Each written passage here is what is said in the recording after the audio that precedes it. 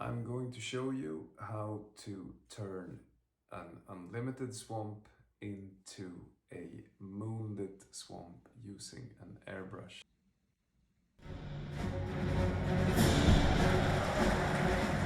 First, I use some acetone to remove the protective layer, some of the background art.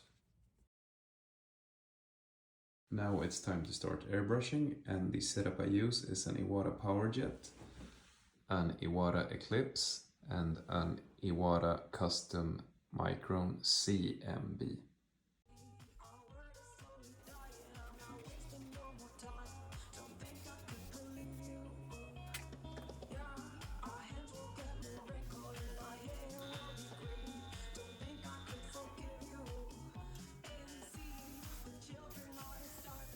As you can see, I'm using a masking agent to cover the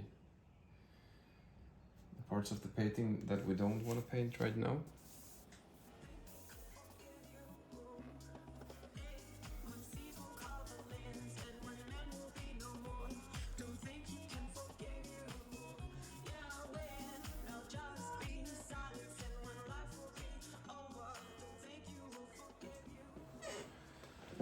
Now I will add a transparent background. I'm using the Iwata Eclipse and a transparent color.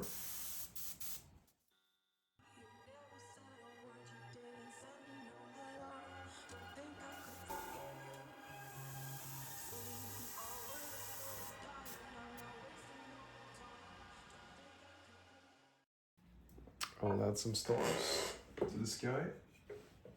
I'm using a plank and the Iwata Eclipse because it has an excellent cover for the needle, so I don't destroy the needle. And I put the nozzle against the plank, and then I get stars.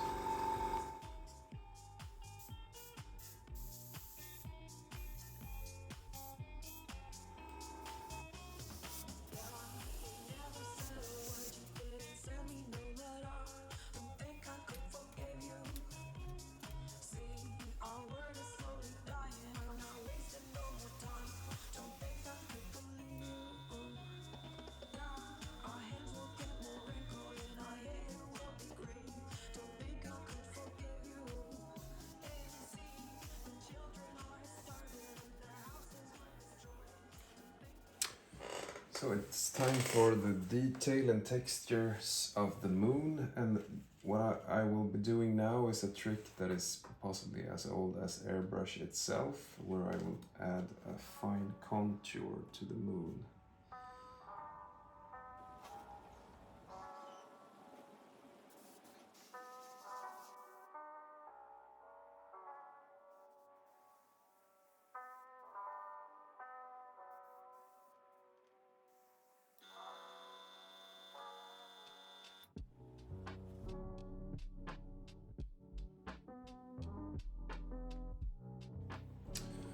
Now the masking agents have been removed, and I will add the transparent red.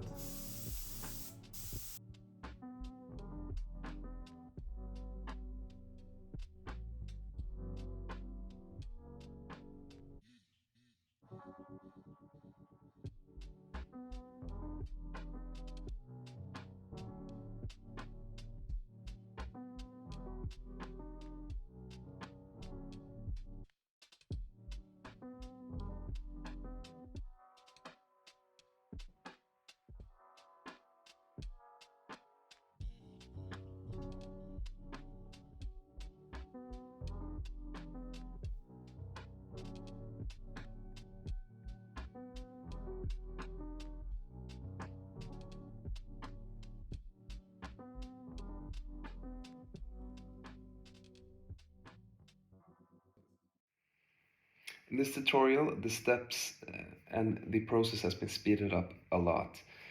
Painting with an airbrush and making an altar basically requires a lot of patience, and I will keep this last step in its entirety, and I believe that this last step is the most difficult and most critical one. And what I'm doing here is that I'm using white to make a thin small white line, basically a highlight on the edges of the clouds or at the edges of what you're painting.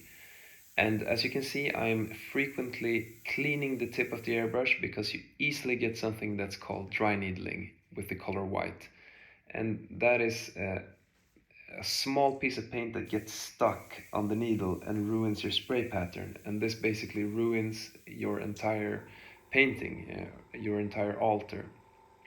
And I'm also adding reducer and mixing the paint to make it thin enough to make these thin white lines. So it's very important. Use the correct amount of reducer and the correct air pressure to be able to make these fine lines.